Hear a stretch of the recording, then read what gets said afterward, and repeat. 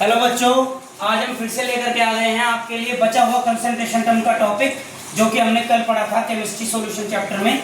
कल हमने 7 concentration term की थी और आज हम 8वीं कंसंट्रेशन टर्म नॉर्मेलिटी करने जा रहे हैं। Number of gram equivalent of solute dissolve in पर लीटर ऑफ सॉल्यूशन, यानी किसी सॉल्यूशन के पर लीटर में जो सोल्यूट के ग्राम इक्विवेलेंट डिसॉल्व होते हैं उसको नॉर्मेलिटी कहते हैं। इसका फॉर्मूला होता है number of gram equivalents of solute upon volume of solution in litres.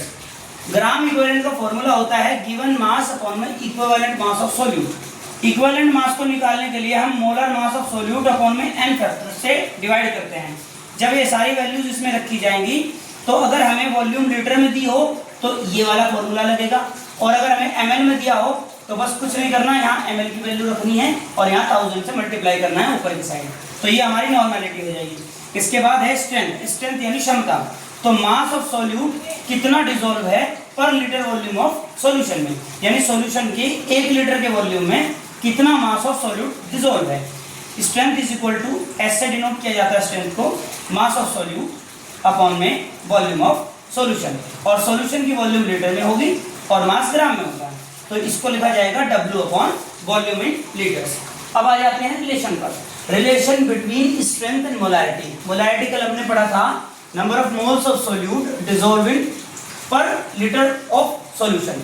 तो यहाँ पर मोलैरिटी होती है, ये है मोल्स का फॉर्मूला, गिवन मास अपॉन में molar mass of solute into volume of solution in litre. Strength होती है गिवन मास अपॉन में volume of solution in litre.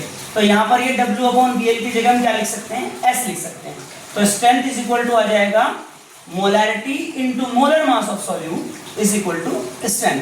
तो स्ट्रेंथ यहाँ पे लिखा भी हुआ है मैंने कि strength is equal to molarity into molar mass of solute. इसके बाद अगर हमें कैलकुलेशन करनी होती है इक्विवेलेंट मास की, तो इक्विवेलेंट मास में अगर हमारे पास एलिमेंट हो तो हम एलिमेंट के एटॉमिक मास से उसकी वैलेंसी से डिवाइड करते हैं तो उसका इक्विवेलेंट मास निकल आता है। लेकिन अगर हमें सॉल्यूशन में कोई एसिडिक नेचर का कंपाउंड दिया हो, एसिड दिया हो, तो उसके मोलर मास से उसकी बेसिसिटी को डिवाइड कर देंगे, और बेसिसिटी डिपेंड करेगी H+ के कंसंट्रेशन पर कि कितने H+ वो प्रोड्यूस कर रहा है। और बेस अगर होता है तो उसका इक्विवेलेंट अगर मास निकालना है हमें तो उसी का मोलर मास अपॉन में उसकी एसिडिटी, और एसिडिटी डिपेंड्स करती है OH- के आयंस पर। Hope you like the video. मुझे लगता है कि आपको समझ में आ गया होगा। अगर समझ में आया है तो आप वीडियो को लाइक करें, शेयर करें और सब्सक्राइब करें। Thank you very much.